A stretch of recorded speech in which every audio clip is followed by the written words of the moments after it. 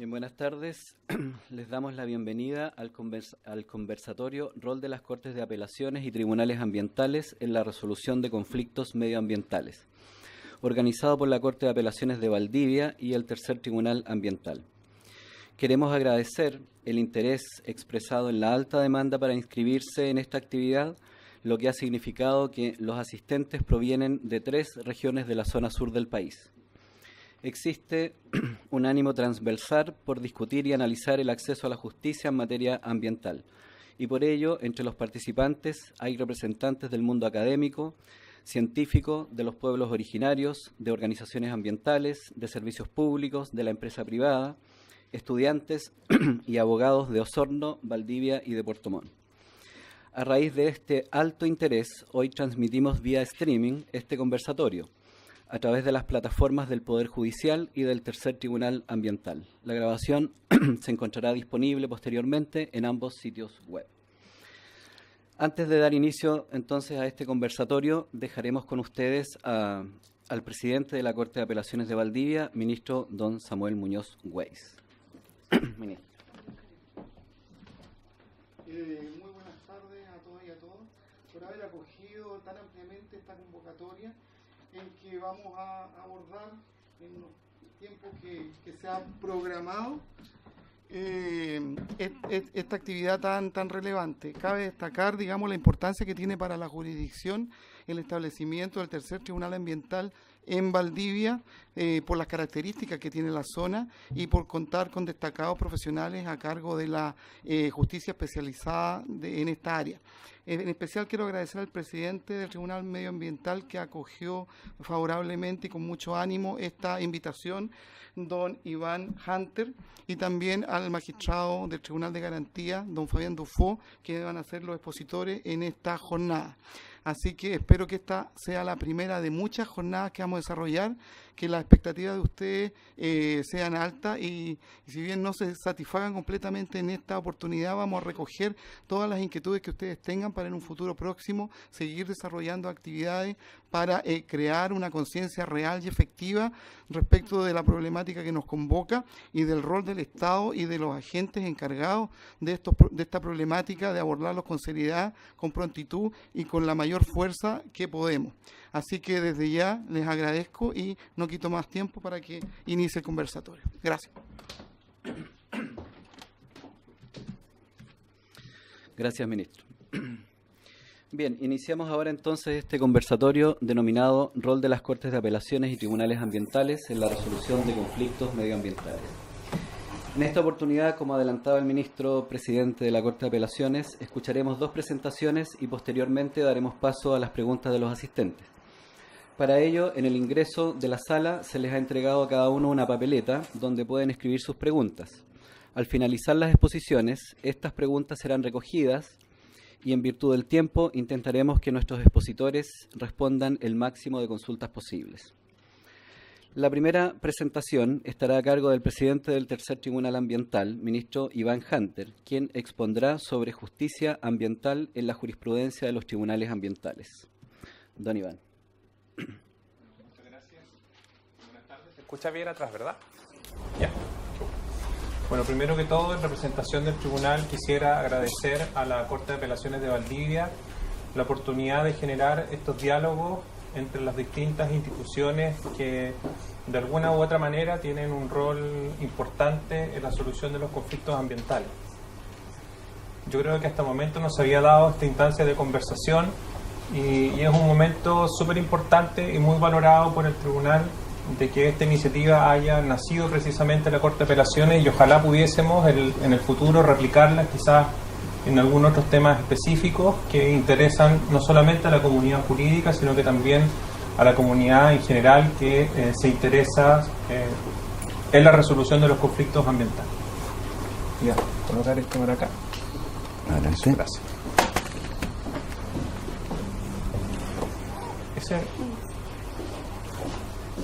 Bueno, aquí he colocado gráficamente 2 imágenes, ¿no es cierto?, del Tribunal Ambiental y de la Corte de Apelaciones que a mi juicio representan una instancia de diálogo entre la experiencia y la juventud. La experiencia de las Cortes de Apelaciones, del Poder Judicial en general, no solamente en la tutela de los derechos de las personas, sino que también en la resolución de conflictos sociales importantes y relevantes en nuestro país, y toda la juventud de los tribunales ambientales, que es una institución relativamente nueva, que como toda institución nueva, ¿no es cierto?, tiene mucho que aprender, tiene mucho todavía que seguir mirando, seguir creando conocimientos, prácticas, criterios que todavía se han estado estableciendo en algunas sentencias, pero que todavía nos queda mucho recorrido. Yo creo que este diálogo entre la experiencia propia del Poder Judicial, la resolución de esta controversia y el ímpetu de la juventud, ¿no es cierto?, es sumamente necesario para que podamos ir estableciendo algunos parámetros o algún marco entre lo que es el recurso de protección en materia ambiental por un lado y las competencias propias del Tribunal Ambiental por el otro. Y yo quisiera partir mi presentación con tres conceptos que quiero desarrollarlos en la medida que vaya avanzando en la misma. Aquí ustedes van a ver en esta lámina resumidos el primer diagnóstico que se hace de la Ley de Tribunales Ambientales a nivel de la doctrina nacional. Se decía, pues quiero demostrar empíricamente que eso es así, de que la Ley de Tribunales Ambientales contenía una legitimación sustantiva restringida, es decir, que solamente algunos de los actores relevantes en los conflictos ambientales iban a poder acceder al tribunal ambiental. Incluso por ahí en algunos foros se decía que era un tribunal de alfombra roja, que solamente estaba diseñado y pensado para que los titulares de proyectos o actividades puedan tener una justicia especializada, abocada a resolver sus controversias. De esta manera, los conflictos de la comunidad, los conflictos sociales que tenían una injerencia mucho mayor respecto de los sujetos que eran destinatarios de estas externalidades, iba a seguir radicado en las Cortes de Apelaciones a través del recurso de protección. En segundo lugar, también se decía que este tribunal iba a tener una función esencialmente de tutela de derechos de contenido patrimonial. Se decía que el tribunal había nacido para ser una suerte de contrapeso a la Superintendencia del Medio Ambiente. Es decir, la Superintendencia del Medio Ambiente como órgano encargado de la fiscalización y la sanción a la infracción a los instrumentos de gestión ambiental tenía unos poderes bastante intensos, y que la forma de contrarrestar esos poderes intensos era estableciendo un tribunal ambiental especializado que atendiera a estos poderes exorbitantes, incluso que se denominaban de la Superintendencia del Medio Ambiente. Prueba de ello es que la Superintendencia del Medio Ambiente entró en plenitud de funciones solo una vez que comenzó el funcionamiento del segundo Tribunal Ambiental. Por lo tanto, uno entendía de eso, de que los derechos que se iban a tutelar en materia ambiental eran derechos de naturaleza económica. Eran los derechos de los titulares de proyectos, ¿no es cierto?, que eran sancionados con multas, con clausuras, etcétera, los que en definitiva iban a terminar siendo conocidos por los tribunales ambientales. Y el tercer punto, el tercer diagnóstico de la ley 20.600 fue que mientras se mantuviera el recurso de protección como un mecanismo de tutela general de derechos, es decir, como una suerte de contencioso administrativo general, las competencias de los tribunales ambientales iban a ser bastante residuales. Ni siquiera, por ejemplo, existía una diferencia sustancial en cuanto a los plazos. Usted podía recurrir de protección en 30 días y podía recurrir al tribunal ambiental en 30 días. Por lo tanto, tampoco iba a entenderse que usted podía hacer instancias sucesivas, ¿no es cierto?, entre uno y otro, en la medida de que los plazos de uno u otro arbitrio eran exactamente los mismos. Este fue el diagnóstico inicial.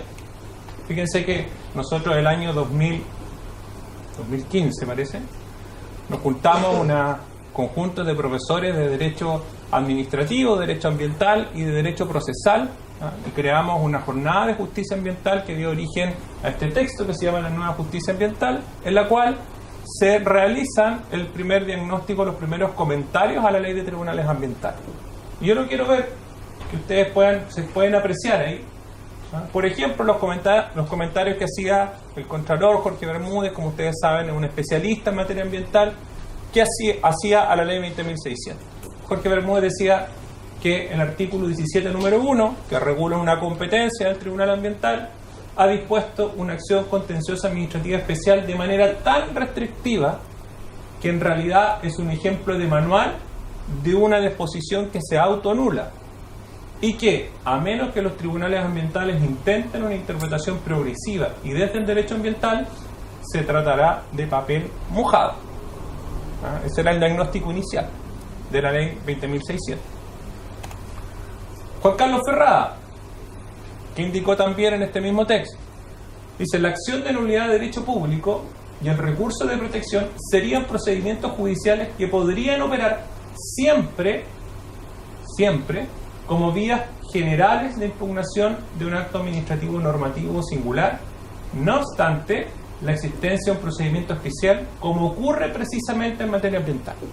Es decir, Ferrada decía, como el recurso de protección y la nulidad de derecho público son arbitrios constitucionales, en ningún caso pueden entenderse desplazados por mecanismos puramente legales, como es las acciones de reclamación establecidas en la ley 20.600, y iban a seguir operando.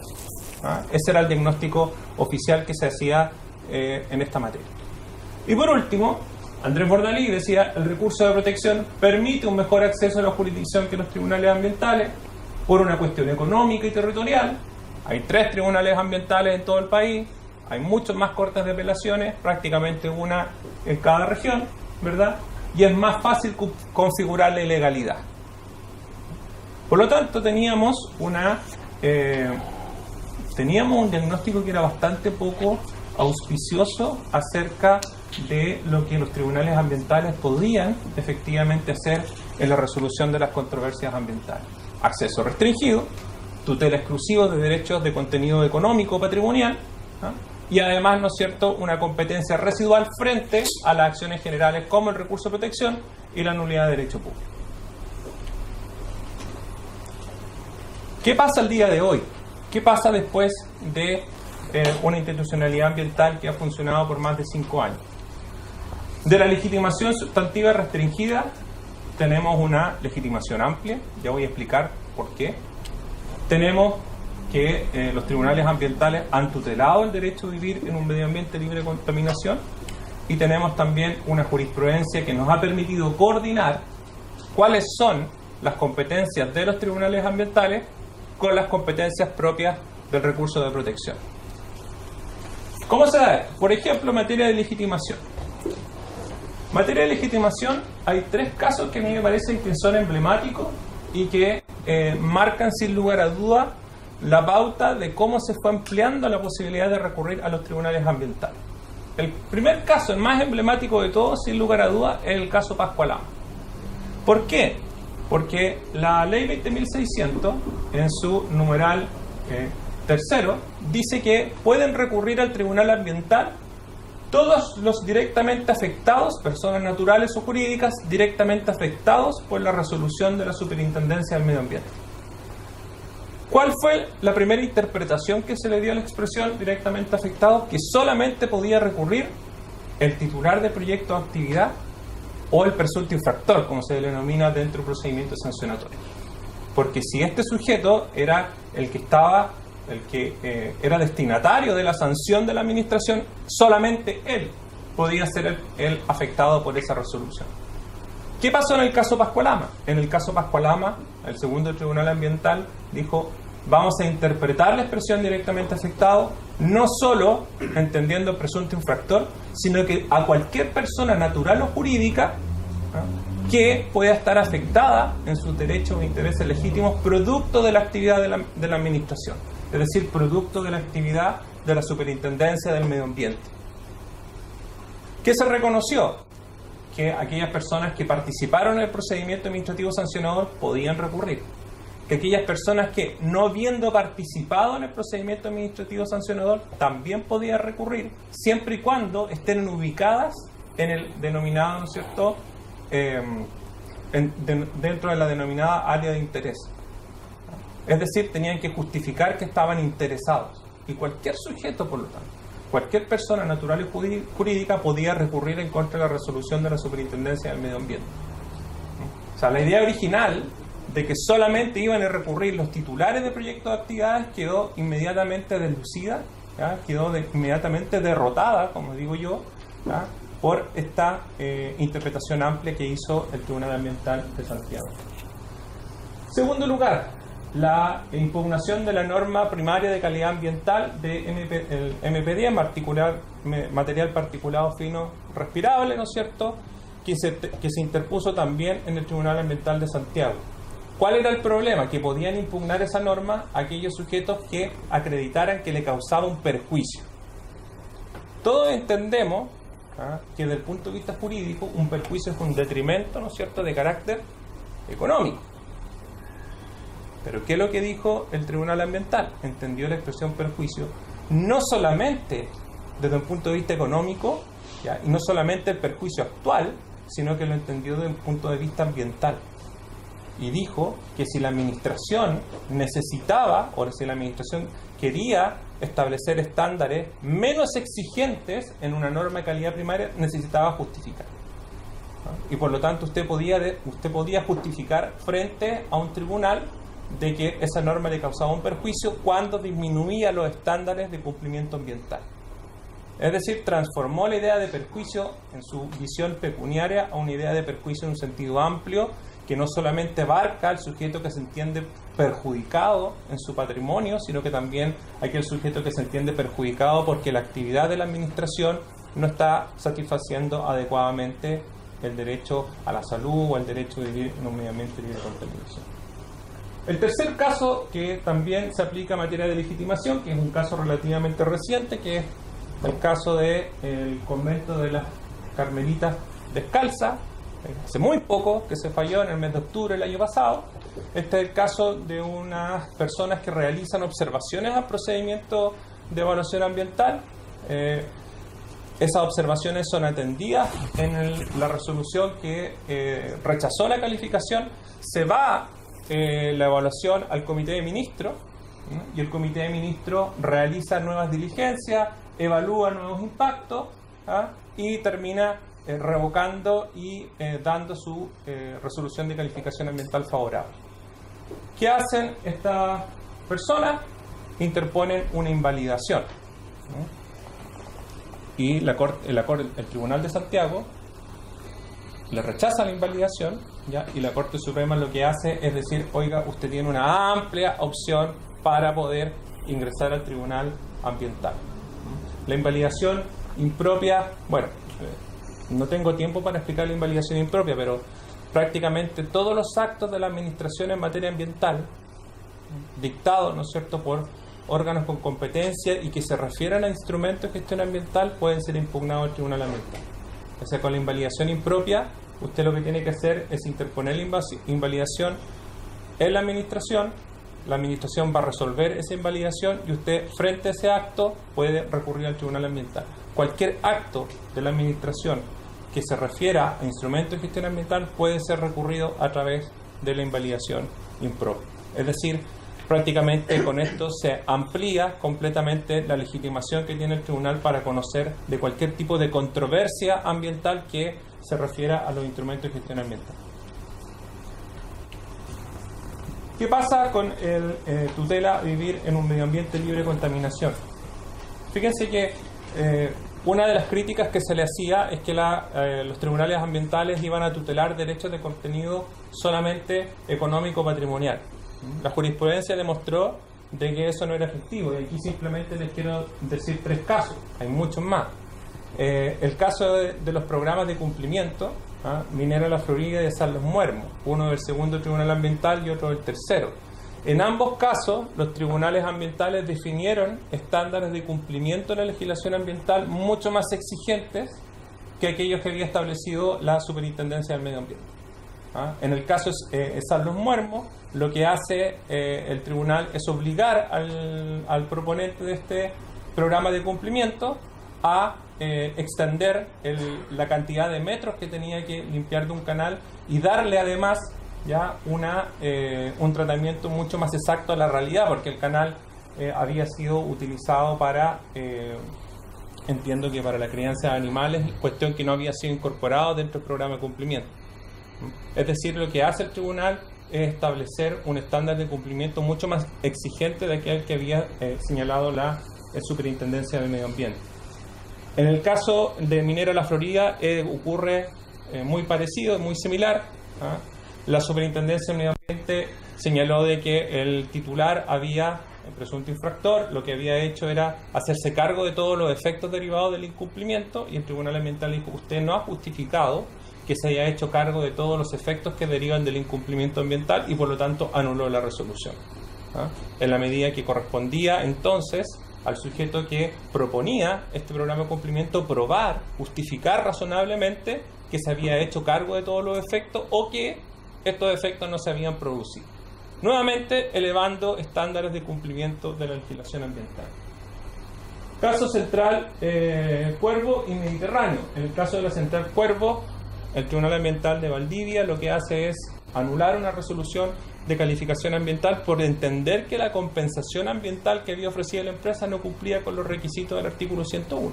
Es decir, el beneficio que iba a otorgar la empresa no tenía los mismos servicios ambientales o no eran equivalentes a los servicios ambientales que se habían sacrificado producto de la ejecución del proyecto.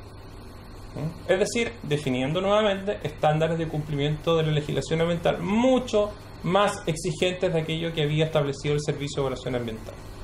Y en el caso del Central Mediterráneo, Tercer Tribunal Ambiental también anula una resolución de calificación ambiental, entendiendo de que no se había efectuado un correcto informe antropológico para efectos de la línea de base del componente humano.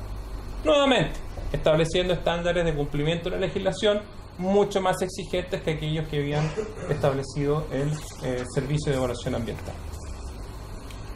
¿Qué pasa con el recurso de protección? En el recurso de protección, paulatinamente yo creo que se fueron separando bien los ámbitos de competencia que existían entre uno y otro.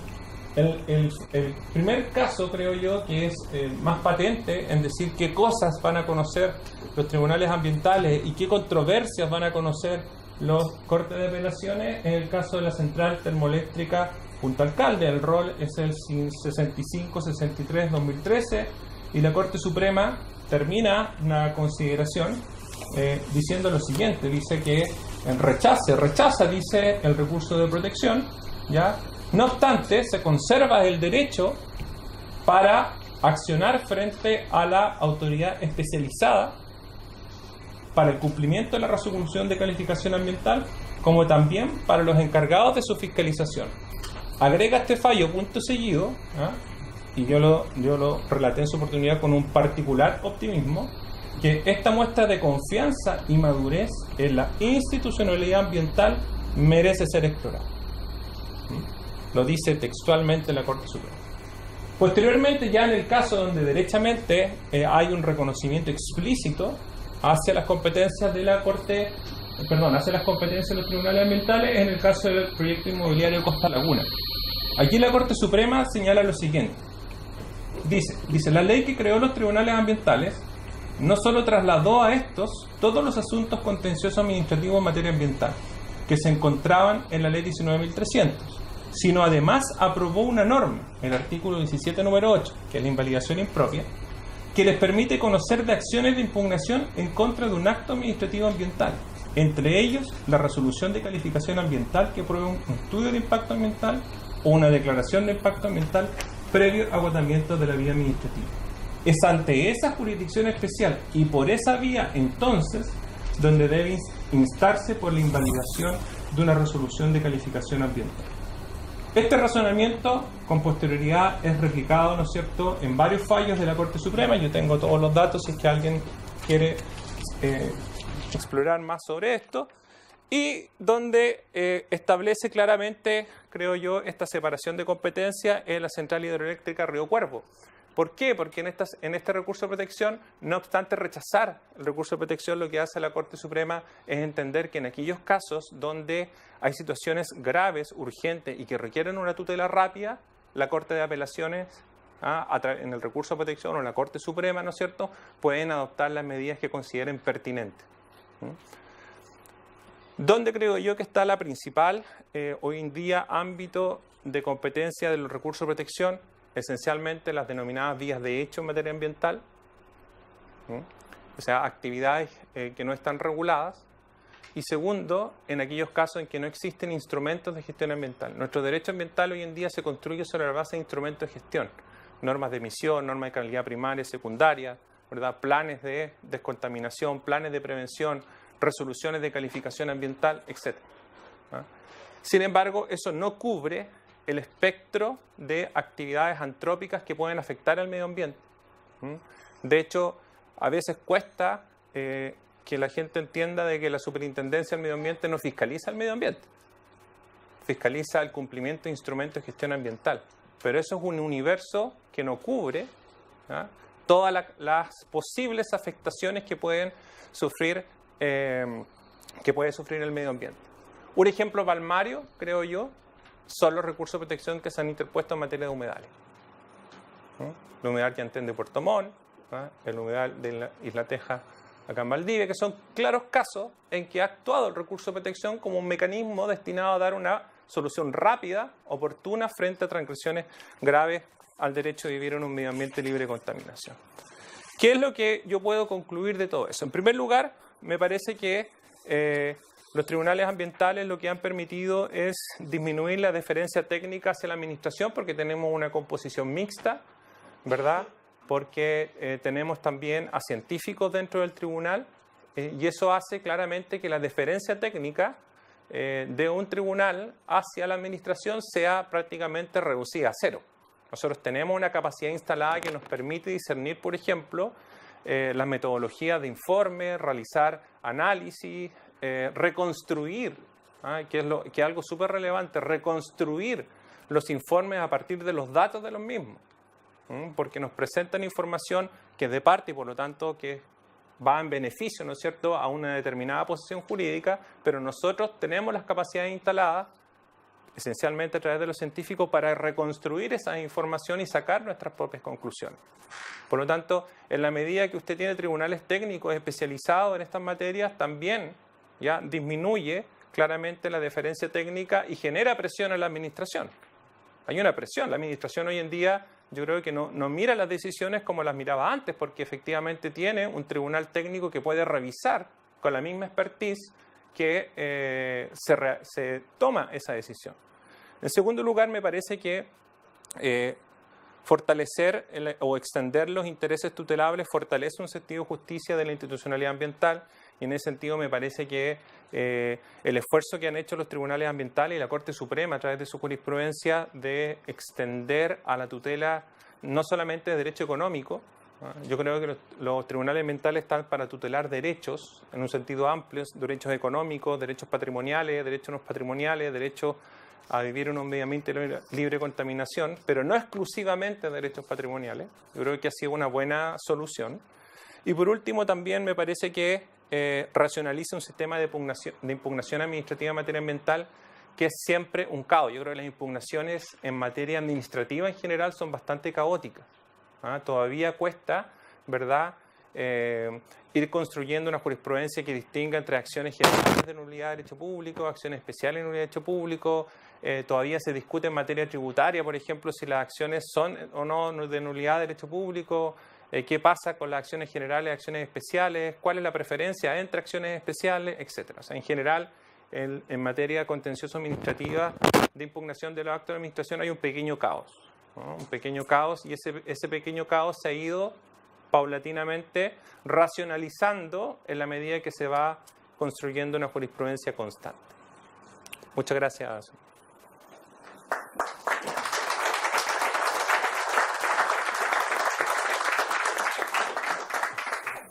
Bien, agradecemos al ministro don Iván Hunter y les recordamos que al final de las dos presentaciones se recogerán las preguntas de los asistentes.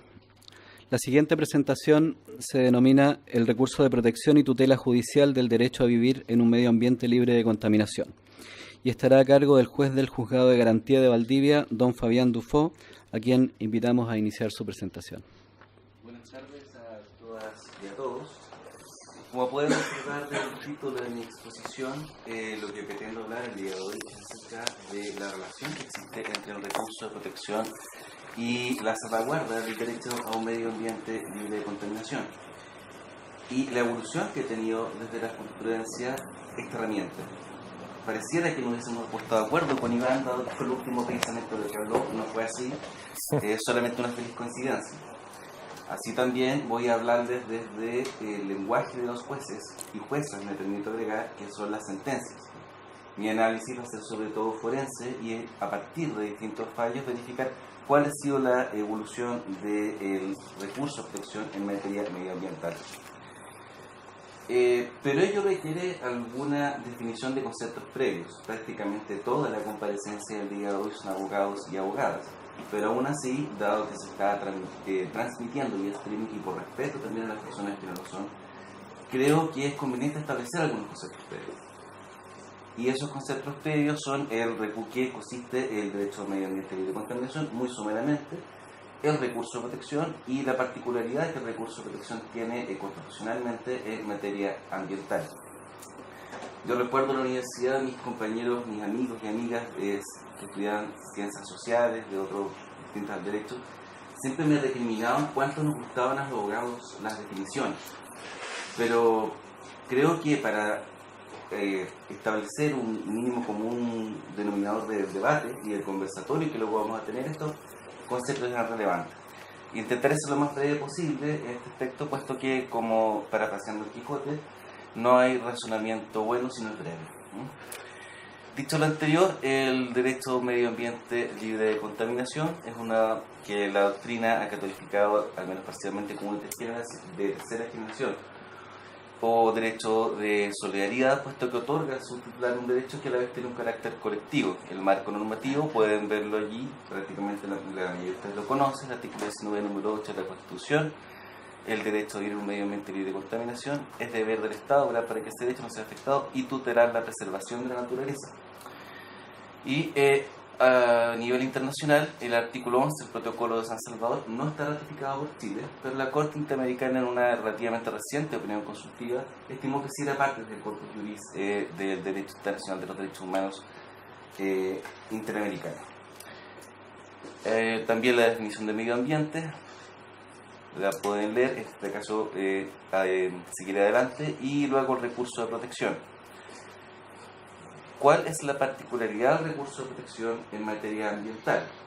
En general, como pueden también allí leer, aquellos que no conocen en qué consiste esta acción constitucional, el que por causa de actos o omisiones arbitrarios o ilegales sufra privación, perturbación o amenaza en el legítimo ejercicio de los derechos y garantías establecidos en el artículo 19, numerales que refiere, podrá ocurrir por sí o cualquiera su nombre a la Corte de Apelación respectiva, la que adoptará de inmediato las providencias que juzguen necesarias para establecer el imperio del derecho y asegurar la protección del afectado. Pero, en el caso del artículo 19, número 8, esta protección solamente se refiere a actos o omisiones ilegales, no así arbitrarias, lo que resulta un argumento de texto constitucional relevante para lo que va a ser luego la jurisprudencia de la Corte Suprema en una primera etapa y luego en una segunda etapa respecto al recurso de protección. Características, bueno, una definición de la Corte de Apelaciones de Valdivia, ya que estamos acá. Una acción, una facultad del ciudadano para obtener tutela judicial efectiva de un derecho, cautelar, y esto va a ser fundamental, es decir, destinada a mantener una situación dada, protegida por un derecho indubitado, en oposición a un juicio declarativo, es decir, aquel que establece derechos. Y urgente, entendiendo por tal que la privación, perturbación, amenaza de ser una entidad tal que requiera la intervención de un tribunal en forma inmediata. Y otro aspecto relevante también que quiero destacar aquí es que, a diferencia de lo que ocurre en el derecho comparado, el recurso de protección tiene una eficacia horizontal, es decir, puede ser ejercido tanto respecto al Estado como respecto a particulares. Y como se verá luego, se han acogido recursos de protección en materia medioambiental dirigidos contra particulares. También me interesa destacar, reiterando la característica cautelar del recurso, que tiene el propósito de mantener un status quo, no de modificarlo, sino de mantener un status quo y evitar que esa situación dada se vea perjudicada por actos de terceros, actos o omisiones de terceros. Esta limitación a solo la ilegalidad y no la arbitrariedad en la alegación del recurso de protección puede tener algunas excepciones, pero pasaré por alto también si a alguien le interesa cómo, por así decirlo, hacer un rodeo para llegar igualmente a la tutela de la arbitrariedad. voy a dejarlo para efecto de una eventual pregunta. Y ahora paso directamente al asunto que intento demostrar el día de hoy, que consiste en la diferencia en lo que en la primera etapa de tutela de recursos de protección ambiental y una segunda etapa que a su vez están divididas en distintas etapas. La primera etapa es la tutela judicial del derecho a vivir en un medio ambiente libre de contaminación vía recursos de protección con anterioridad a la entrada en vigencia de la actual institucional ambiental, que lleva aproximadamente un poco más de un lustro, entiendo, de vigencia. Les adelanto, para este efecto voy a hablar aproximadamente 43 sentencias, digamos, entre sentencias de la Corte Suprema y sentencias de la Corte de Apelación de Valdivia. Pero solamente me referiré en detalle a algunas de ellas. La primera etapa de esta etapa previa a la institución ambiental consiste en la deferencia institucional, o mejor dicho, la deferencia administrativa en esa época, que consiste en el razonamiento es que la aprobación de la resolución de calificación ambiental no es revisable mediante el recurso de protección por tratarse del producto de un procedimiento legalmente arreglado en el que la administración tiene la facultad para decidir autónomamente. En este caso está la sentencia en Celulosa Arauco, Itata, Central Candelaria, Termoeléctrica Los Robles. Los elementos comunes, como refería anteriormente, son que la discrecionalidad de la administración implica de suyo una libertad para decir cuestiones técnicas, entre las que se encuentra específicamente también si un proyecto afecta o no al medio ambiente. Y otro camino jurisprudencial relevante en esta etapa consiste en la intangibilidad de los actos intermedios del proceso de la resolución de calificación ambiental. Es decir, la imposibilidad de atacar la validez de un acto intermedio. Esa tesis está en el caso Paneles, cuyo rol también pueden ver allí. 7342-2011. La segunda etapa consistió en el carácter técnico y autónomo, reconocer el carácter técnico y autónomo de la resolución de calificación ambiental, pero que esto no obsta a su control judicial en aspectos de procedimiento y legalidad formal. No se limita, sin embargo, este análisis solamente a la resolución de calificación ambiental, sino que se extiende a actos trámites de procedimiento.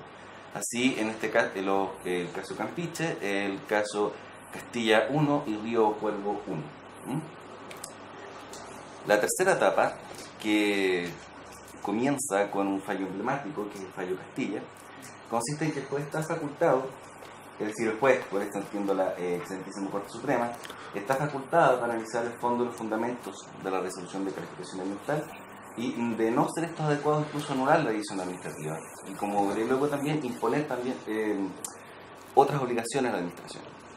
En este caso, el fallo Castilla lo que se discutía era si era aceptable el fraccionamiento de proyectos y la calificación de molesto en lugar de contaminante del proyecto.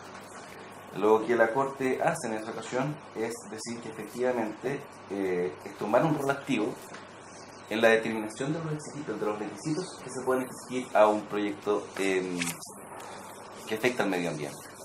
Pero estas exigencias que hace la Corte no son inventadas. Es decir, no se trata de que la Corte sencillamente se le ocurra imponer una exigencia, sino que se construyen del mismo modo que otros deberes de conducta y por ende están lejos, a mi juicio, de lo que se alegó en ese momento por profesores de derecho, también por otros intervinientes del sistema, que se trataría de una especie de control judicial.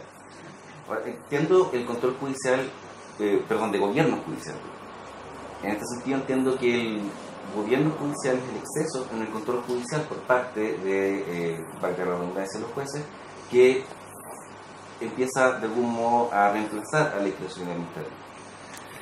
Otros casos en esta etapa, relleno sanitario Santiago Poniente y Punta Alcalde 2. En este último fallo rechaza el recurso y entiendo que ya lo adelantó Iván, pero igualmente establece requisitos de cumplimiento para el proyecto de la autoridad administrativa. Pero luego entra en vigencia la nueva institucionalidad ambiental y el camino que había tomado el recurso de protección cambia radicalmente. Y en esta etapa, a diferencia de la así llamada deferencia administrativa, lo que se produce es lo que alguna parte de la doctrina también, Bering, disculpen si no de que viene el apellido, califica como deferencia institucional. Efectivamente, luego de la en vigencia la ley 20.600, la Corte modifica su argumentación, evitando pronunciarse acerca de la validez o legitimidad de una resolución de calificación ambiental, por ser un asunto de fondo que no tenía sede antiguamente para discutirse, pero ahora sí, que es los tribunales ambientales.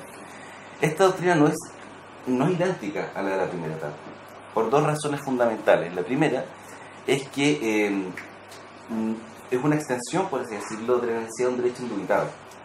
Muchas veces los recursos de protección se rechazan precisamente porque se trata de asuntos que requieren su discusión en un juicio del alto conocimiento.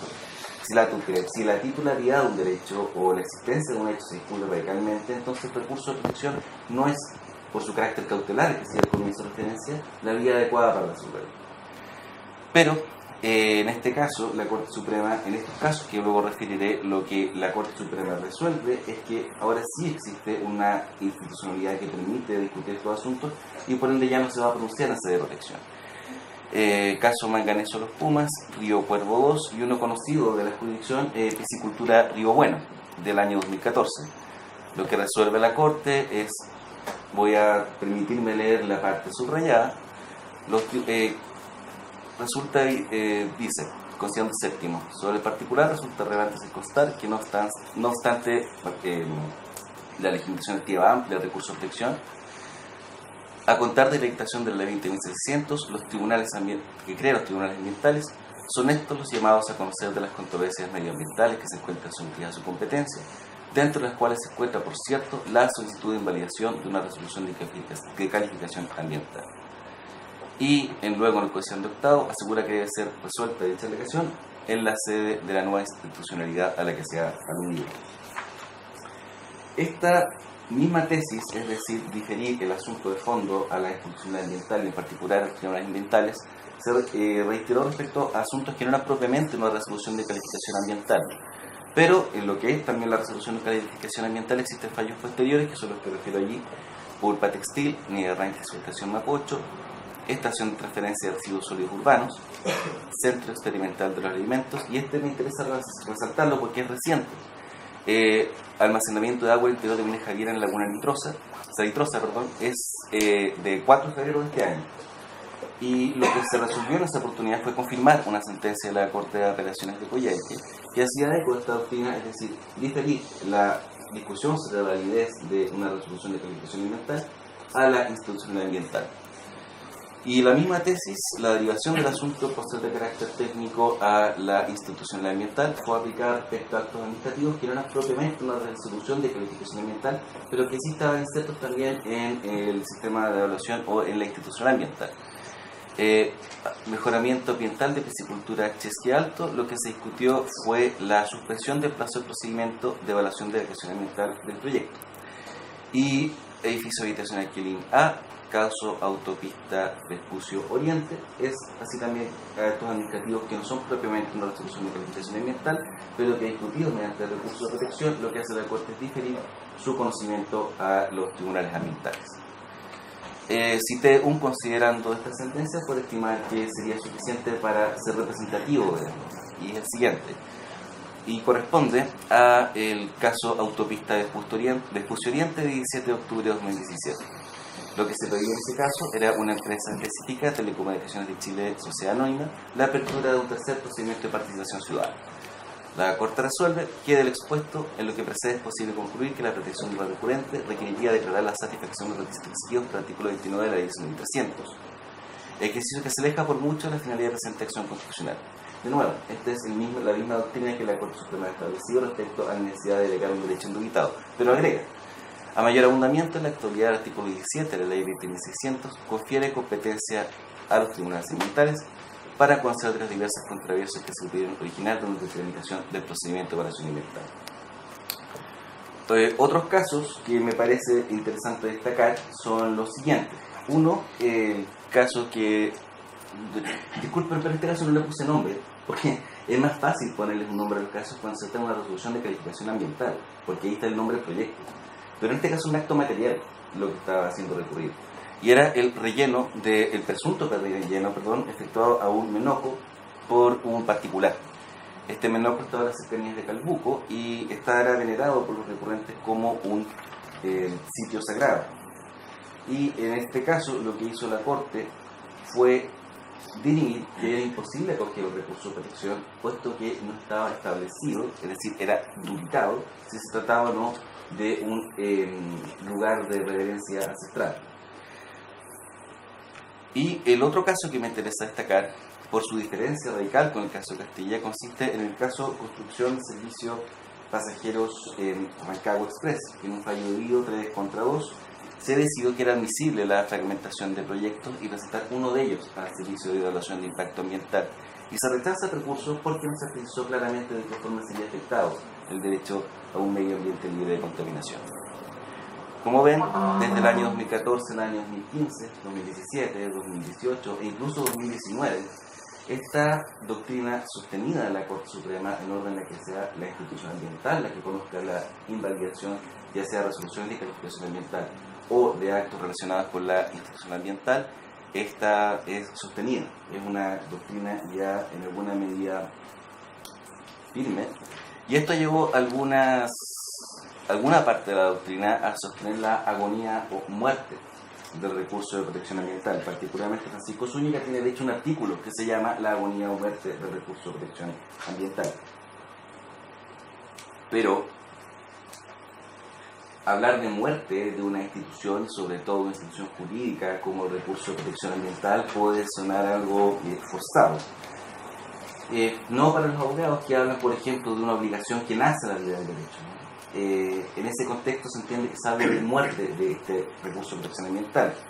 Pero, asimismo, siguiendo con esta vía de altibajo de esta acción constitucional, me gustaría recordar una frase de Ovidio, es omnia mutantur nihil interit. Las cosas cambian, pero nada desaparece. Y el recurso de protección cambió, pero no ha desaparecido. Y esto me lleva a la segunda etapa, queda una sola después de esta, para que no se cansen, que no sabía cómo tampoco llamarle, y le propongo este nombre de garante en la institucionalidad. ¿Qué tienen como estas sentencias? Son sentencias recientes de los años 2018 y 2019, y son conflictos en que la autoridad administrativa cumple un rol en defensa del medio ambiente que la Corte Suprema califica como deficitario. Y por ende, acoge varios de estos recursos. El primer caso del que hablé, y ahora sí me voy a demorar un poco más en uno de ellos, es el caso de vertimiento de 9.000 toneladas de salmones en descomposición, rol 34.524-2017, sentencia del 22 de mayo del año pasado. El acto impugnado consistía en la resolución de Directemar, que autorizó el vertimiento de 9.000 toneladas de salmones muertos y en descomposición. Se discutía también si eran muertos en descomposición, pero estos son hechos acreditados por la sentencia establecidos, por eso voy a hablar de ellos como hechos dados, que se llevó a cabo el día 11 del mismo mes de año. La Corte establece en primer lugar cuáles son los estándares que Cernapesca, el Servicio Nacional de Pesca, y Directemar, y que es la Autoridad Marítima, deben cumplir. Y esos estándares son dos. Uno, fiscalizar, y dos, tomar una decisión en antecedentes técnicos adicionales a aquellos ya presentados por el titular de la solicitud, que era Salmón Chile AG. Posteriormente resuelve, y voy a permitirle también de nuevo. Octavo, que así se aprecia que las instituciones involucradas omitieron desplegar alguna actividad que aminorara los efectos que esa condición climática, que era conocida con anticipación, podía producir sobre los cultivos acuícolas, como efectivamente sucedió y en tan gran magnitud. Luego agrega que era un hecho público notorio, acreditado por las múltiples publicaciones de prensa digital acompañadas de la causa, que algunos contenedores o bins fueron rechazados por las plantas de pescado cuando se superó su capacidad de procesamiento, por lo que fueron devueltos a las empresas. De tal modo, me permito resumir, que contaban presuntivamente con sustancias químicas. Por esta razón, dice la Corte, lo informado por Cernapesca por intermedio de su oficio ordinario ya individualizado, en cuanto afirma que no se había pesquisado el tratamiento de la mortalidad, aparece como infundado frente al contenido del plan de manejo de la mortalidad que rige a las empresas, y de acuerdo a las mismas resoluciones que ha dictado Cernapesca. Y especifica no solo qué es lo que incumplió la autoridad administrativa, sino además qué es lo que debió cumplir. Y para eso, y esto me parece particularmente interesante, toma como base un estándar de protección internacional ratificado por Chile en esta ocasión, que consiste en el Convenio sobre Prevención de la Contaminación del Mar por vertimiento de desechos. Y ese efectivamente no cumplió con el principio precautorio que establece dicha convención, y por ende el actuar de todos los recurridos fue ilegal. Y miren, el carácter de los recurridos son todas entidades administrativas: Servicio Nacional de Pesca, Dirección del Territorio Marítimo de Línea Mercante, que es Directa Mar, la Seremía de Salud, la Superintendencia del Medio Ambiente, inclusive, y además el Ministerio del Medio Ambiente. Y les ordena adoptar en el plazo de 2 meses medidas preventivas, correctivas y coordinación de procedimientos para efectos de evitar ese riesgo. La segunda sentencia es una que ya adelantó Iván, que es el humedal, que es la que recae sobre el humedal Llantén en Puerto Montt. En esta sentencia en particular se discutía sobre 3 actos ilegales o arbitrarios, que era la intervención ilícita de la inmobiliaria GPR del humedal Llantén al desarrollar obras de desecación del mismo, y otras 2 adicionales que no intentaré no tratar por efectos de celeridad. Como puntos relevantes, 1, el humedal detectado era en principio artificial, y en segundo lugar, no era de aquellos calificados como de importancia nacional o Ramsar según la convención del mismo nombre, Ramsar.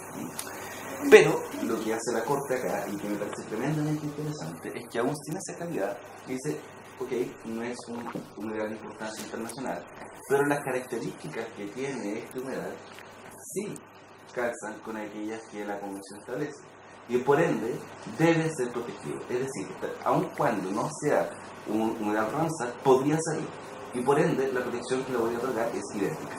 Eso es lo que hace la Corte, y después pondera este objeto de protección, que es el humedal, del siguiente modo. En consecuencia, la recurrida inmobiliaria GPR, aun cuando sea dueño del terreno donde se emplaza el humedal, no se encuentra facultada para drenar sus aguas, atendido el bien superior que debe resguardarse, esto es, proteger el referido ecosistema. Respecto al segundo punto, como les adelanté, voy a omitirlo, pero lo relevante de esa parte de la sentencia, o al menos lo que yo puedo observar como tal, consiste en que califica el actuar de la Municipalidad de Puerto Montt y del Servicio de Bien de Urbanismo de aquella región como descoordinado y pone también deficitario. La tercera causa, antes de continuar, perdón, también la Corte de Apelaciones de Valdivia tiene un fallo en que resuelve otorgar protección directa a la pobre intervención de un humedal. Y esto, en este caso, era un particular también, es decir, de modificación horizontal de derechos fundamentales, que había efectuado intervención mediante maquinaria del humedal Crán. La Corte de Apelaciones de Valdivia ordenó paralizar esa intervención hasta que obtuviera la autorización legal correspondiente. El tercer fallo que me interesa destacar consiste en el fallo de cables en desuso, rol 20.200 del año 2018, del 10 de diciembre del año pasado. Este fallo probablemente lo conocen, salió en las noticias de algunas autoridades, sobre Portugal, quejándose acerca de la resolución de la Corte Suprema, que les obligaba a retirar los cables, pero como luego veremos, esto no es tan así. Lo que hace la excelentísima Corte Suprema es dirimir la discusión en que existía acerca de si la municipalidad de Puerto Varas o la municipalidad en general tienen o no la facultad de retirar cables en desuso. Y lo que dice la Corte Suprema es que ustedes tienen la facultad y el deber de retirar basura. Los cables en desuso son basura, y por ende sí tienen la facultad de hacerlo, sin perjuicio de que para ello tienen que coordinarse con las empresas concesionarias de telecomunicaciones. Luego dice, octavo, que con el aire expuesto resulta que la municipalidad recurrida efectivamente ha incurrido en una conducta ilegal al admitir adoptar acciones para disponer el retiro del cableado en desuso, a pesar que cuenta con atribuciones para aquello, las que se relacionan con la mantención del aseo dentro del territorio de la comuna y de las labores de fiscalización y deber de velar por el medio ambiente. Y lo que ordena no es directamente el retiro de los cables, como pareciera ser, sino que se cite a esta reunión con las empresas concesionarias para verificar cómo será ese retiro. La Corte tuvo un razonamiento similar en un fallo posterior del 19 de marzo de este año, así hace aproximadamente un mes, que trataba sobre la utilización del señor alcalde de Puerto Montt para el funcionamiento de una feria en una calle determinada que impedía a la recurrente salir de su domicilio. En este caso, asimismo, se dijo que la Municipalidad de Puerto Montt había incumplido con el deber de garantizar un medio ambiente libre de contaminación a esa persona en particular y por ende lo obligó a tomar decisiones al respecto. Y la Corte de Apelaciones de Valdivia, en la causa que también probablemente recordarán, relativa a las ferias del Parque Zavala, en que decretó que para la realización de estas ferias necesariamente debía la municipalidad examinar el nivel de riesgo causado. Y esto, en comparación a una impugnación de una resolución de calificación ambiental, puede sonar algo baladí, pero esta misma sentencia nos revela que no es así.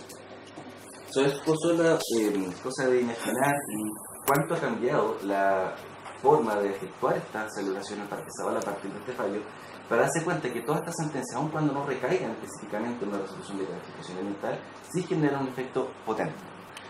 Y el cuarto fallo que me interesa destacar no es un solo fallo, son tres, y tiene que ver con la orden de la Corte Suprema de cesar actividades potencialmente riesgosas al medio ambiente no ingresadas al Servicio de Evaluación de Impacto Ambiental. Estas sentencias son del 24 de diciembre del año 2018 y fueron un buen regalo de Navidad para las personas recurrentes, dado que ordenaron paralizar un proyecto que era Altos de El Puyay en Papudo. Como cuestión principal, el proyecto en cuestión se presentó como uno que estaba dentro del radio urbano y que no cumplía con el estándar objetivo del artículo 10 para ingresar al Servicio de Evaluación de Impacto Ambiental. Y la Corte dice, efectivamente, usted tiene un rol que no es del radio urbano, pero lo fusionó con otro que era rural. Y por ende lo que yo voy a decir es que independientemente de que usted haya logrado la fusión de roles, yo tengo que ver si parte de ese proyecto al menos fuera radio urbano. Y como lo está, pasa a la segunda argumentación, que me parece también muy interesante, que es desconocer el carácter numerus clausus del artículo 10 y elabora a partir de normas definitorias, que son el artículo primero, segundo, E, L y K, y la opinión del mismo Servicio de Evaluación de Impacto Ambiental en actos administrativos previos, que según nos interesa después puedo referir, que establece una acción administrativa para que cualquier persona afectada por el proyecto pueda requerir un procedimiento de Servicio de Evaluación Ambiental, refiriendo cuáles son las características específicas que debe tener. Y esas características específicas son la generación de medios de riesgos medioambientales, ya sean antrópicos o naturales. En este caso en cuestión, lo que había ocurrido era que, producto de la intervención de una zona de evacuación de tsunami, estas personas ya no tenían cómo hacerlo. Y a partir de allí la Corte dijo, efectivamente, usted no cumple con el estándar objetivo que dice el artículo 10, pero igualmente debe ingresar al Servicio de Evaluación de Impacto Ambiental. Y ello a partir de los conceptos 10º y 14º establece que la propia redacción de la norma citada, artículos 10 de la Ley 1300 y 3 del Decreto número 40, Reglamento del Sistema de Evaluación de Impacto Ambiental, demuestra que los casos mencionados en ellas corresponden a aquellos de ingreso obligatorio. De lo que se desprende claramente que existen otros casos que por aplicación de la normativa general pueden ser también evaluados, lo que será a través de la cata o consulta de pertinencia de ingreso al Sistema de Evaluación de Impacto Ambiental contemplar el artículo 26 del Reglamento número 40/2013. 14º, segundo párrafo. Consecuentemente, esta vía, es decir, la que acabo de referir anteriormente, es apta en cuanto a ejercicio del derecho de petición para requerir la apreciación de riesgos ambientales que puede involucrar un proyecto de actividad no contemplado en el artículo 10 de la Ley 1300, cuando se pueda advertir fundadamente que los peligros a los que alude el oficio ordinario cita arriesgan materializarse en un área de influencia determinada. O sea, esta norma, que originalmente el artículo 26 de la evaluación voluntaria, la Corte la interpreta de una forma amplia y proomine para establecer que se trata de una acción administrativa destinada a proteger también a los afectados por la área de influencia del proyecto. Y de las sentencias que acabo de citar del máximo tribunal, me interesa sacar algunas conclusiones. Y es por eso también que califiqué esta etapa como garante de la institucionalidad, falta un nombre mejor, y consiste en que lo que exige la Corte Suprema es de la autoridad administrativa un rol protector del medio ambiente. Es decir, usted tiene facultades para proteger el medio ambiente y lo que debe hacer es utilizarlo. A nivel de Corte de Apelaciones también se ha reiterado esta doctrina. Por ejemplo, en el vertimiento del agua servida del lago Panguipulli, causa ROL 874/2007, también se estableció este mismo carácter ilegal de la actuación por riesgo a salud y al medio ambiente. La jurisprudencia entonces reconoce por un lado que el recurso de protección no es un procedimiento declarativo, sino de carácter solo urgente, pero por otro lo convierte también en una venta útil para dos puntos: uno, diagnosticar un problema, y otro, encargar u obligar, mejor dicho, a la institucionalidad cuyo propósito es resolverlo, que efectivamente lo haga, poniendo en marcha el sistema diseñado para la protección del medio ambiente y tutelando de esta forma la protección del medio ambiente libre de contaminación. Pero no solo poner en marcha el procedimiento y la protección del medio ambiente, sino que de forma específica. La administración, como, perdón, el aparato del micrófono me jugó una mala pasada. Pero no de cualquier modo. La jurisprudencia dice que la administración debe fiscalizar correcta y oportunamente, que la decisión no puede ser tomada en cuenta solo en base a los antecedentes que proporciona el titular del proyecto o el interesado, sino que antecedentes técnicos propios o aportados por terceros también. Debe actuar coordinada y efectivamente. Todo esto que estoy diciendo está en cada uno de los fallos que, o al menos parcialmente en cada uno de los fallos que lo referimos. Y en cuanto a la protección del medio ambiente como tal, lo define como un objeto de protección en sí, cuyo nivel de resguardo es considerado en convenciones internacionales que se expresamente ratificadas por Chile, o incluso cuando no está segura de que, cuando no está ratificado, o cuando no se da el presupuesto de ratificación, como el caso de Humedales, lo hace extensivo por una interpretación amplia. Y por último, interpreta las facultades de la administración de forma amplia y pro omnibus. El mensaje, como antes se dijo, es claro: usted tiene las herramientas, úselas y úselas bien. Esto me lleva a la última etapa del recurso de protección en materia ambiental, que es el convenio 169 de la Organización Internacional del Trabajo. Y esta última etapa es distinta a las anteriores porque, en primer lugar, es en alguna medida temporal, es decir, no se rige por el mismo criterio necesariamente de pre y post institucional ambiental, y al escenario descrito, que ya es complejo de suyo, trae todo un mundo.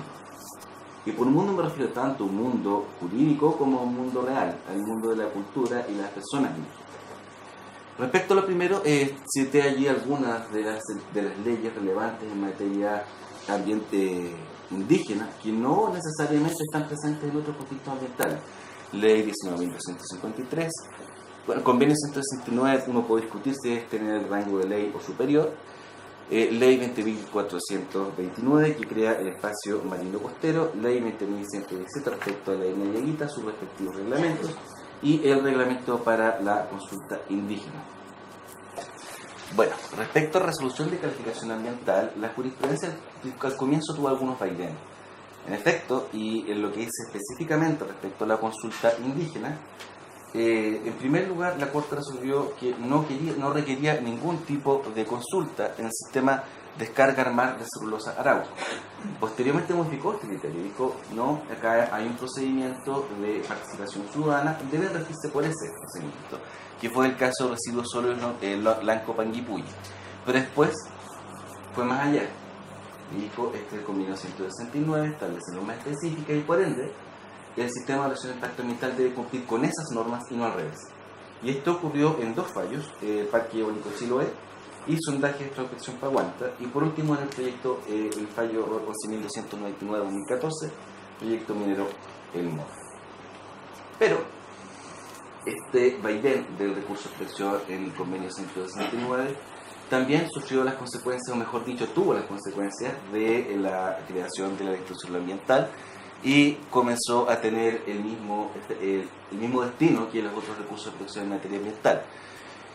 Dos sentencias de las que voy a referir ya las referí, y el último, el más reciente, es la comunidad de Yaguita Conay contra Minera Nevada Asociada por Acciones por una presunta contaminación del río Estrecho, el día fallo del 12 de diciembre del año 2017. Y en esas causas lo que hace la Corte es lo mismo que en otras causas de recurso de protección ambiental con la nueva institucionalidad, es decir, esto debe ser discutido en la institucionalidad creada para tal. Pero un asunto relevante de ello, o mejor dicho, para demostrar que no está completamente decidido el asunto, es que todos estos fallos, cuando está incluido el convenio 169, tienen voto en contra. Y uno de ellos al menos, 3-2. De tal modo que, aun cuando parece que el asunto estuviera consolidado, puede que no sea necesariamente así, dependiendo incluso de la integración del SAN. Y además hay otro asunto que revela que la aplicación del convenio 169 del recurso de protección por un derecho al medio ambiente libre de contaminación tampoco está del todo resuelta, y aun cuando no se trata de una resolución de calificación ambiental, es la causa 9021-2018 de la Corte Suprema, y con esto terminaré. La Corte de Apelaciones de Valdivia rechazó un recurso de protección interpuesto contra un particular que retiró un REHUE de su ubicación tradicional, y porque estaba emplazado en su predio. Básicamente esto está en mi predio, por ende lo retiro. Y la Corte Suprema estableció lo siguiente: quinto, que por ello, si bien la conducta de la recurrida tiene lugar y se desarrolla en terrenos de su propiedad, recae en un elemento propio de un ciudadano espiritual, sobre el cual no detenta derecho alguno. A ello se le agrega que le debe y merece respeto y consideración a las normas que las normas mencionadas disponen, en concordancia con la garantía que a su grupo acuerdo número 6 del artículo 19 de la Constitución. Y esas normas, que fueron las fundamentales para resolver, de acuerdo con lo que acabo de citar, fueron precisamente el convenio 169 y la ley 19.253. De tal modo que en este caso, ante una ponderación entre el derecho de propiedad del dueño del predio y el derecho de libertad de culto de los indígenas afectados, lo que resolvió la Corte Suprema fue a favor de este último derecho, precisamente por tratarse de indígenas y estar protegidos por el convenio 169. Bien, con esto las conclusiones a las que quiero llegar es que efectivamente el recurso de protección como contencioso administrativo para discutir la validez de la resolución de calificación ambiental, hoy en una inmensa mayoría de las causas, digo inmensa mayoría porque no sé si todavía hay alguna que lo haya así entendido, es inidóneo, siendo la institución ambiental la que lo reemplazó, no está muerto, sino que ha adquirido nuevos bríos, sirviendo como una herramienta para permanecer obligatoriamente en funcionamiento de la institución ambiental bajo estándares de protección altos en protección del medio ambiente. Y además, la discusión en torno al convenio 169 en sede de recurso de protección no está del todo cerrada. Gracias.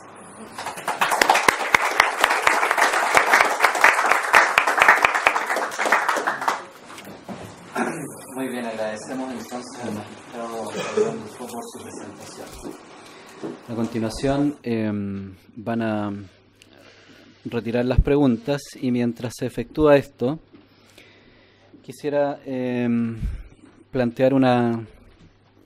invitar a los expositores a centrar un poco la reflexión en un tema que los dos han planteado, que es acerca del relleno de humedales. Ya en las dos presentaciones se hace referencia a cierta jurisprudencia, principalmente en materia de protección, y el tema de los rellenos de humedales me parece que creo que es obvio, cierto, que es una preocupación constante en la ciudadanía actualmente, y así ha sido constatado por autoridades tanto municipales como del Ceremi de Bienes Nacionales, más recientemente según la prensa. Normalmente se puede tratar de humedales urbanos o extraurbanos, o de humedales que están ubicados en bienes nacionales de uso público, o en humedales incluso que están ubicados en bienes de carácter privado. Se trata muchas veces de humedales se trata en realidad de humedales que no están protegidos por la Convención Ramsar, que en el caso de Valdivia solamente tenemos un humedal en esa situación, y en Chile no deben ser más de 10 aproximadamente, según recuerdo. Y en el ámbito interno la protección de los humedales no cabe bajo el tema legal, si consideramos que hay una ley en discusión, un proyecto de ley en discusión al respecto, ¿cierto? Y también en el ámbito municipal se ha visto el tema a propósito de una ordenanza que ha sido rechazada por la Contraloría y que actualmente está en discusión en la municipalidad. En ese contexto y en relación con lo que han planteado los expositores, se habla, cierto, de, en este caso no hay RCA, normalmente son vías de hecho. Se habla por parte del ministro Hunter de la extensión del interés tutelado en materia de justicia ambiental. Por su parte, el ministro Dufo se refiere, cierto, a las características del recurso de protección en materia ambiental, que no cubre arbitrariedades, solamente ilegalidades. Pero sí habla del recurso de protección contra particulares, habla del recurso de protección, este rol protector que se le da a la autoridad administrativa, No sé si en el caso que cita Yantén es un buen ejemplo o no, porque ahí también se cita el derecho a la vida como fundamento de acoger el recurso. Y en ese contexto mi inquietud o mi invitación es a centrar un poco en el tema de la función o el rol que cabe a los recursos de protección o a la justicia ambiental en materia de protección o en toda esta problemática relativa al relleno de humedales. Eso, mientras recibimos las preguntas del público. Gracias. ¿Quién primero? ¿Cualquiera? Como ustedes quieran, sí. Pues, en primer lugar, gracias por subirme el pelo de algún modo. Yo no estoy listo, soy juez. Así que... Juez de garantía, de hecho. Aprovecho a aclarar este punto del tiro. O sea, ¿sí tiene que ir un juez de garantía contra tu recurso de protección ambiental? Bueno, esto es porque me desempeñé como relator antes de ese punto y por ende me tocó muchas veces acá mismo relatar recursos de protección ambiental que recaían sobre el derecho al medio ambiente y además ha sido una materia que siempre me ha interesado. Dicho eso, y aclarado ya mi rango por a la pregunta o a la invitación que usted me hace, efectivamente, creo que en alguna medida toda afectación del derecho al medio ambiente puede traducirse, toda privación, perturbación del derecho al medio ambiente puede entenderse de alguna forma como una afectación en grado de amenaza al derecho a la vida. Es decir, y así también lo ha entendido la Corte Interamericana de Derechos Humanos, en el caso indígena Yaqui Axa versus Paraguay de 2005 y en el caso de Chinchilla Sandoval y otros contra Guatemala, que efectivamente el derecho del medio ambiente incluye también el derecho a un medio ambiente libre de contaminación, incluye en alguna medida también riesgos o la protección del derecho a la vida. Ahora bien, dicho eso, efectivamente un aspecto relevante en los recursos de protección en materia de humedales es la inmediatez del mismo.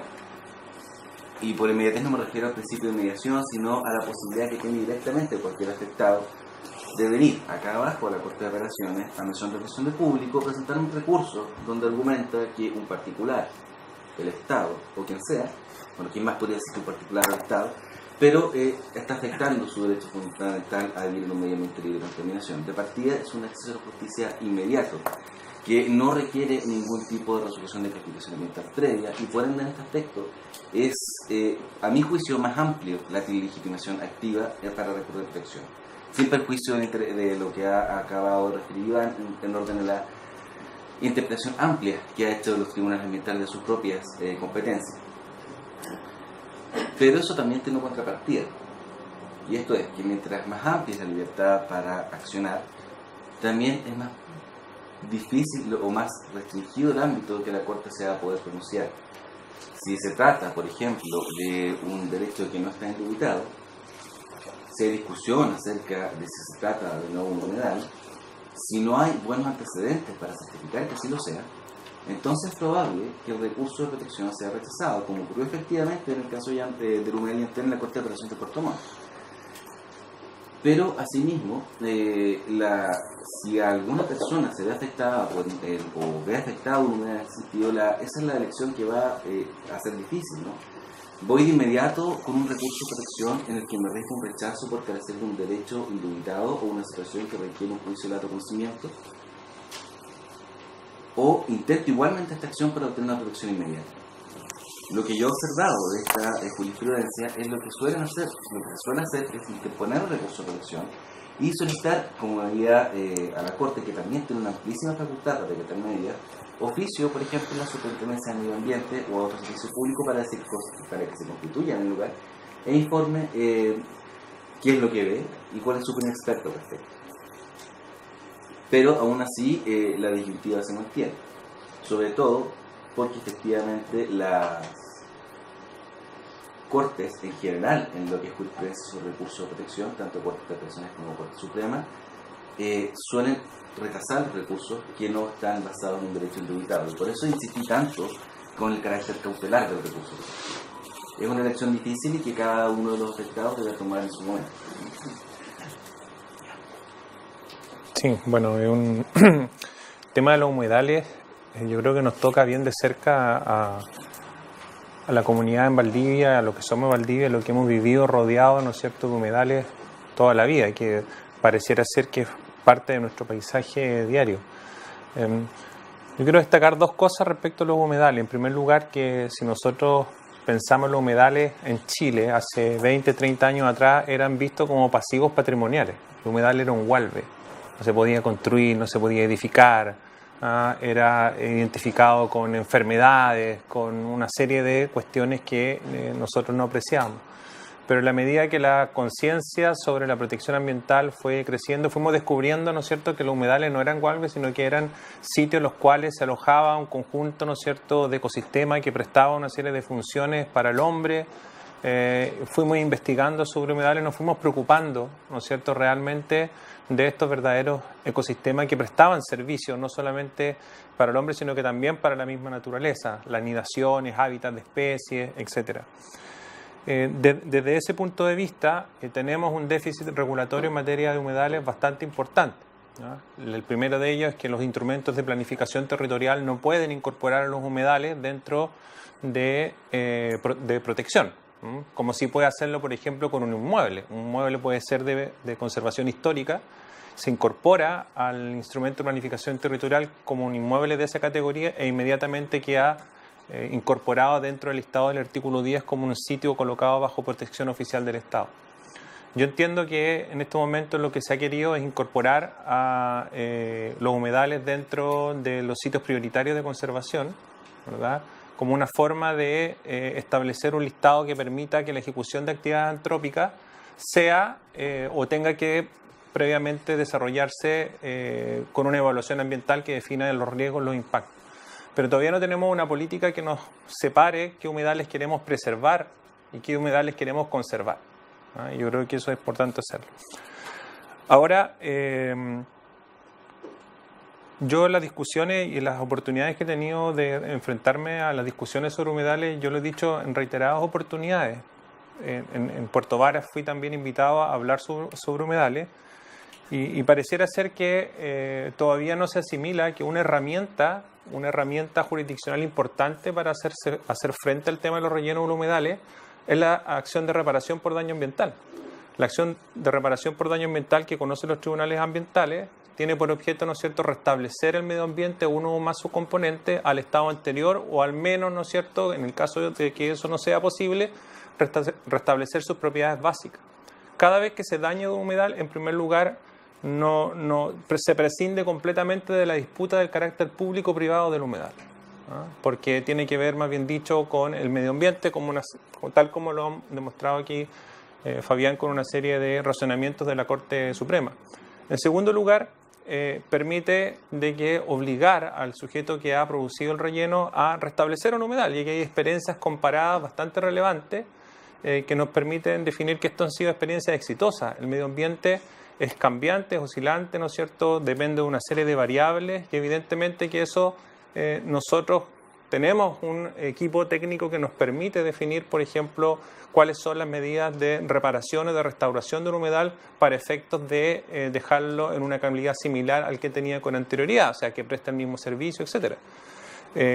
Yo les quiero contar, por ejemplo, que nosotros en el tribunal hemos aprobado una conciliación entre la Municipalidad de Panguipulli y la empresa de servicios sanitarios Los Lagos, ESAL, sobre la utilización de los aliviaderos de tormenta en el lago Panguipulli. Los aliviaderos de tormenta son, cada planta elevadora de agua servida tiene un bypass que descarga inmediatamente las aguas mixtas, que son una suerte de agua servida y agua lluvia, directamente al lago, en aquellos casos en que los colectores pueden entrar en presión, pueden colapsar.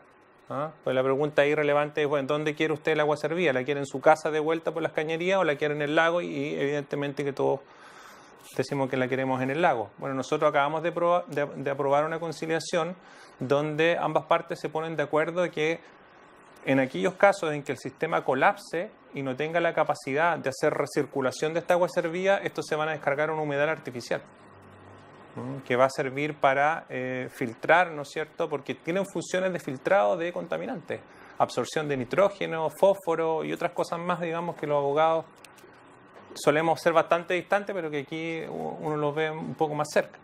Es decir, cumplen funciones, cumplen servicios ecosistémicos relevantes que en la medida que sean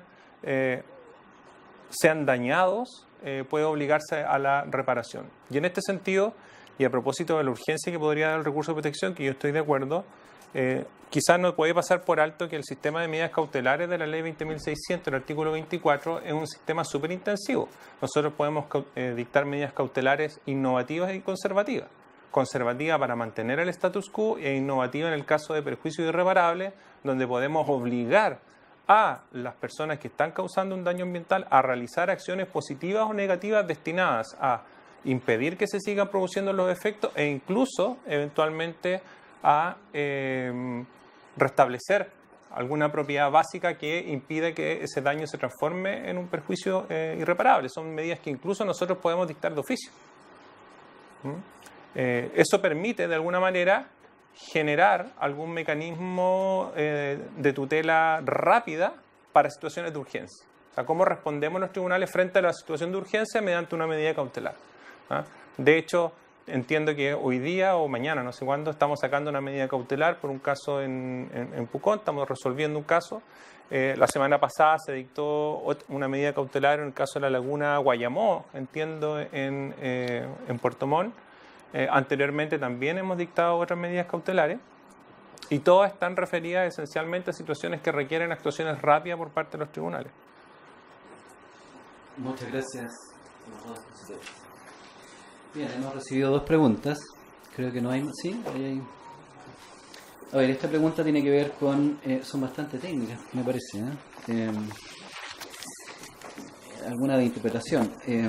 Esta pregunta tiene que ver el contexto del camino Pilolcura-Mehuín. Ya hay un problema ahí con la alteración de la selva valdiviana y especies nativas.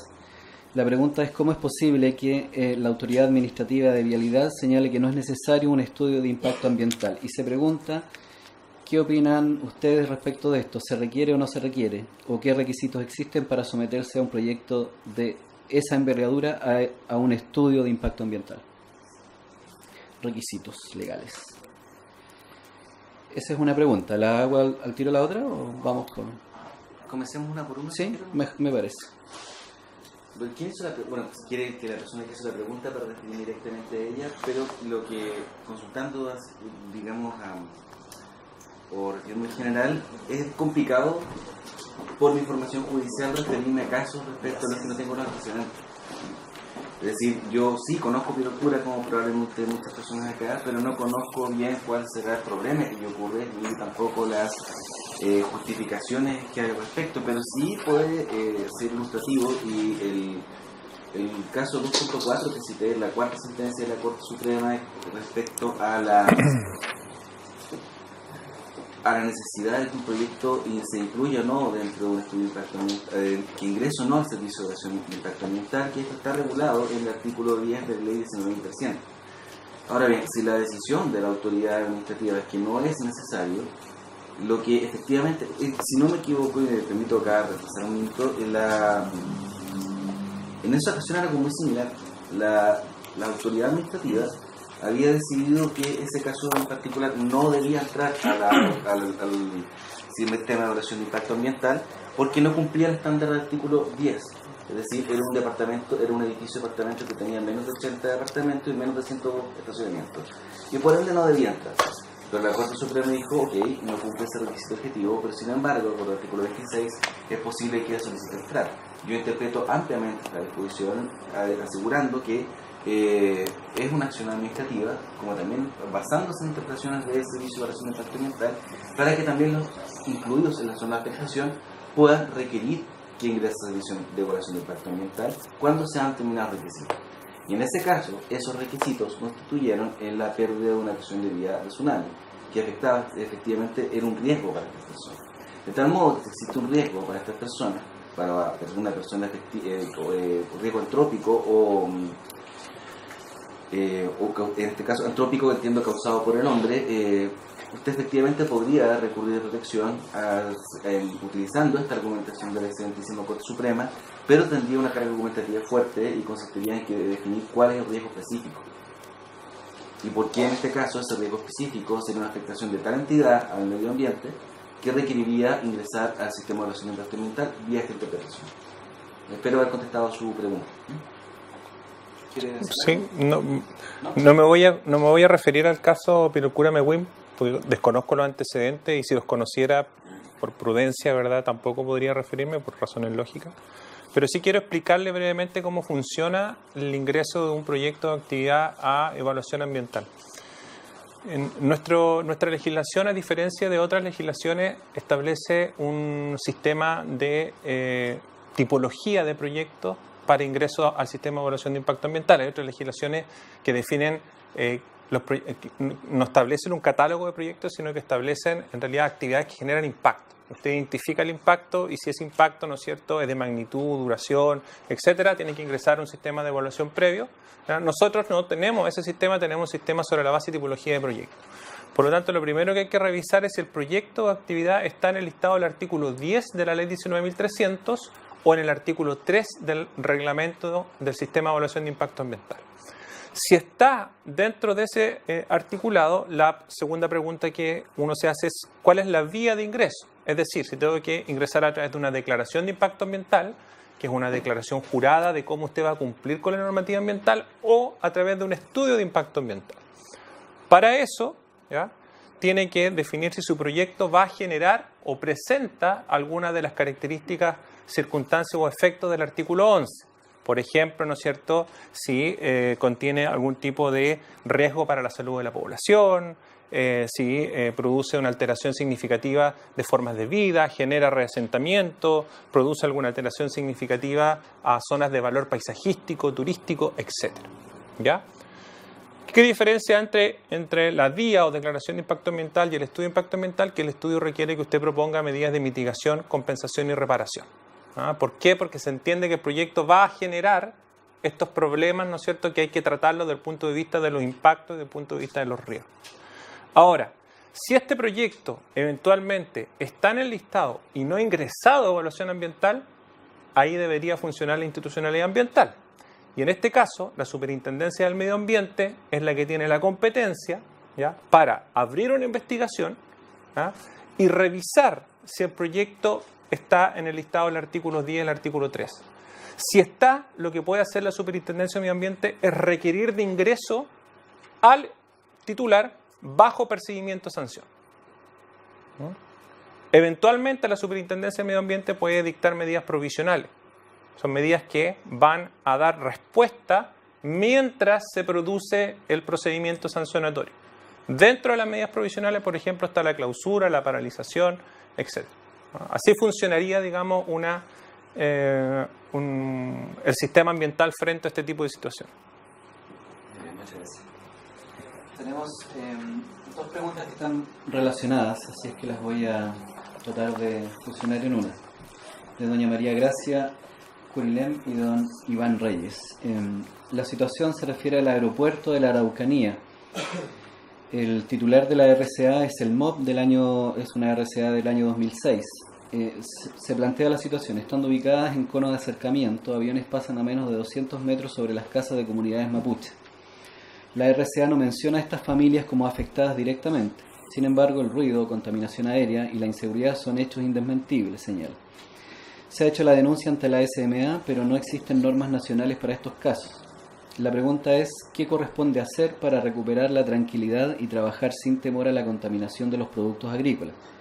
Esa es una pregunta. Y la otra pregunta relacionada con el mismo tema dice, ¿un recurso de protección tiene efecto sobre la legalidad de la RCA de 2006 para anularla y restablecer la condición ambiental previa? Las dos preguntas están vinculadas a cualquiera de los panelistas. Dale, no. Sí, dale, no. Bueno, nuevamente la advertencia que hice antes, digamos que es complicado pronunciarse, y también entiendo que hizo Iván por mejores razones, que es difícil hablar de un caso que uno no conoce. Pero lo que intenté demostrar mediante mi exposición fue una jurisprudencia sostenida de la Corte Suprema desde el año 2013 hasta el año 2019 respecto a que antecedentes, casos y conflictos que estén ya ingresados al sistema de evaluación de impacto ambiental y a la institucionalidad ambiental, la Corte Suprema de una forma casi invariable ha resuelto que el recurso previo no es la forma no es el instrumento idóneo para conocer de ello. Y eso, como referí, el último fallo que pude encontrar fue de este año, es decir, de marzo de este año. Y no ha modificado mucho en 6 años y por ende se trataría de una apuesta arriesgada, a mi juicio. Yo voy a decir lo obvio y todos los que somos abogados aquí me van a entender, por una RCA del 2006, ni la nulidad de derecho público, creo yo, la podría hoy en día por temas de prescripción por plazo, ni la invalidación apropia, impropia, ni nada por el estilo. Ahora, ¿cuál sería la respuesta de la institucionalidad ambiental? Cuando usted hace un proyecto, evalúa variables ambientales, ¿ya? Y esas variables ambientales que usted va a afectar, las va a alterar de alguna manera, las va haciendo un seguimiento, ¿verdad? Tiene que ver cómo se comportan frente a la actividad antrópica, ¿ah? Cuando esas variables ambientales no se han comportado de la forma que usted previó que podían comportarse, existe la posibilidad de revisar, pero es un procedimiento de revisión de la resolución de calificación ambiental que está en el 25 quinquiés de la ley 19.300. Muchas gracias. Tenemos otra pregunta, me parece que esta pregunta es para don Fabián. Por el contenido, dice, ¿cuál postura de la Corte Suprema o cuál postura tiene o asume la Corte Suprema en el tema de tierra versus territorio? Perdón, ¿de tierra? ¿Qué postura tiene la Corte Suprema en el tema tierra versus territorio? Se mencionan algunos fallos acá del año 2011, no entiendo la letra.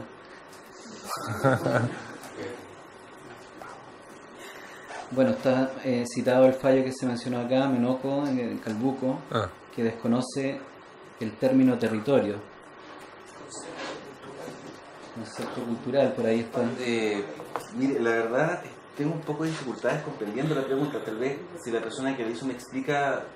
Adelante. El artículo 13 de la OIT hace sinónimo la tierra y territorio, comprendiendo el territorio donde los pueblos indígenas hacen sus prácticas ancestrales. Bajo esa perspectiva, en el primer fallo que hay de mencionado por Sociedad Forestal Palermo, la Corte Suprema reconoce el término territorio diciendo que es un derecho del pueblo originario independiente del término tierra, pero en 2 fallos, uno de la Corte de Apelaciones que acá, si bien se reconoce, es revocado por la Corte Suprema, que es el fallo de la Central Hidroeléctrica Piumaquén. Y entiendo que es un símil al caso de Menoco, que se hizo mención ahí. Entonces, no sé cuál es el criterio de la Corte Suprema, porque son fallos dispares. En uno reconoce el término tierra y en el otro el término territorio. Bueno, la verdad, escapa un poco a la exposición que tenía que dar el día de hoy, o a la que me refería el día de hoy, pero y también es complicado hablar de tesis de la Corte Suprema por 1 o 2 sentencias. Lo que intenté ahora en esta ocasión fue obtener, si no me equivoco, son 40 sentencias de la Corte Suprema para establecer algún tipo de lineamiento. Y lo que sí observo lineamiento lo expuse. En cambio, la pregunta que usted me hace, no observé lineamientos. De tal modo que por ahora, a falta de mayores antecedentes, es decir, de más fallos y más recientes sobre todo, me sería difícil decir cuál es la postura de la Corte Suprema, sobre todo porque ya me subieron el pelo una vez hoy y me falta. O sea, yo no puedo saber eso, digamos. Dicho lo anterior, entiendo que la Corte Suprema sí aplica directamente el convenio 169, más allá de la sentencia del Tribunal Constitucional que dijo que algunas de sus normas eran o no eran autoejecutables. De tal modo que la Corte Suprema está aplicando directamente el convenio 169. Y por ende, una discusión de ese sentido probablemente tendría que ser resuelta en aplicación a esa norma. Gracias. Y la última pregunta de materia de interpretación, me parece que es que la entiendo bien. ¿Cómo se interpreta una definición legal considerando el consenso en términos técnicos? Y se da como ejemplo la definición legal de cauce de un río. ¿Cómo se interpreta una definición legal considerando el consenso en términos técnicos? Por ejemplo, la definición de cauce de un río. Lo que yo entiendo de la pregunta es que si es que la interpretación legal de un término sobre el cual existe consenso técnico de qué significa ese término es distinta o es la misma? Se refiere en este tipo de definición donde los términos son un poco generales. ¿Qué hace la administración o la jurisprudencia para interpretar? ¿Hasta dónde llega? Porque mostraron un caso que me pareció muy interesante, se basa en Ramsey, en el caso de Dante. ¿Qué se hace en otros casos? O sea, ¿cómo interpreta la jurisprudencia un término que técnicamente está muy bien definido? Perfecto. Yo creo que eso es un problema, es claramente un problema de interpretación, ¿verdad? Un problema de interpretación porque uno podría recurrir a unas reglas que nos da el Código Civil de Interpretación, que yo no sé si siempre recurrimos a las mismas, pero que nos dice que las palabras técnicas deben entenderse en el sentido de aquellos que profesan esa ciencia o arte, ¿verdad? Ahora, yo siempre he sido bastante escéptico a las reglas de interpretación porque en realidad uno siempre termina interpretando de acuerdo a la decisión que racionalmente tomó.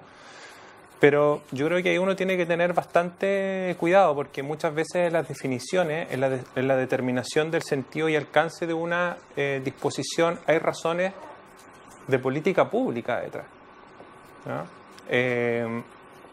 ¿Cómo lo puedo explicar? Quizás salgamos un poco en materia ambiental. Si mi intención, por ejemplo, como administración es recaudar más impuestos y la ley dice que voy a gravar con impuestos a aquellos que realicen el transporte colectivo de pasajeros, por ejemplo, la pregunta es ¿qué voy a entender por transporte colectivo de pasajeros? Si yo tengo un auto, por ejemplo, y le cobro a mi vecino por llevarle todos los días a sus hijos al colegio, ¿es transporte colectivo de pasajeros? Quizás, ¿no es cierto?, si mi intención como administración es recaudar más, voy a hacer una interpretación bastante amplia, ¿no es cierto?, de transporte colectivo de pasajeros, o por el contrario, si mi intención como legislador, como administración, mi política pública es que se favorezca, ¿no es cierto?, la utilización de un solo automóvil dentro del vecindario para no congestionar las calles y por lo tanto no voy a entender que aquel vecino que le cobra a los demás por llevar a los hijos al colegio va a pagar impuestos porque mi intención, mi finalidad de política pública no es recaudar más, sino que es de congestionar las calles. No sé si me expliqué con el ejemplo, pero todo el sentido de las expresiones muchas veces van a depender de cuál es la finalidad que quiera perseguir la administración con esa disposición. Ahora bien, si usted me apura, yo le diría que es muy difícil que cuestiones de naturaleza puramente técnica uno salga de la definición técnica, salvo que se encuentren claramente vulgarizadas, ¿verdad? O sea, hay conocimiento científico que es conocimiento que está esparcido, digamos, y que nosotros no nos damos cuenta, pero es que es conocimiento científico. La ley de gravedad es un conocimiento científico, pero no necesitamos probar que existe la ley de gravedad porque está vulgarizada, porque todos lo sabemos, etc. Yo creo que va a depender en el ámbito administrativo del alcance de política pública que yo quiera darle y en el ámbito judicial va a depender de muchos factores del caso concreto. No sé, es una difícil pregunta. Es como si usted nos preguntara cómo se interpreta la ley. Yo le podría dar tantas formas de interpretar la ley como escuelas de interpretación existen de la ley. Eso, ¿sí? Sí. Sí, solamente agregar su pregunta es la que nos da trabajo. Como jueces y como abogados. O sea, interpretar la ley es lo que hacemos. Y por ende, me explico las palabras de Iván. Muy bien, muchas gracias. Bueno, de esta forma, no habiendo más preguntas, vamos a finalizar el conversatorio El rol de las Cortes de Apelaciones y Tribunales Ambientales en la resolución de conflictos medioambientales, organizado por la Corte de Apelaciones de Valdivia y el Tercer Tribunal Ambiental. Agradecemos la presencia de nuestros expositores, don Fabián Dufoy y don Iván Hunter. Agradecemos a la Corte de Apelaciones que nos ha recibido en la persona de su presidente, don Samuel Muñoz. Y agradecemos a cada uno de ustedes por el interés y por la participación en esta actividad y los invitamos a compartir un café en el hall central de la Corte en el primer piso. Muchas gracias. Gracias.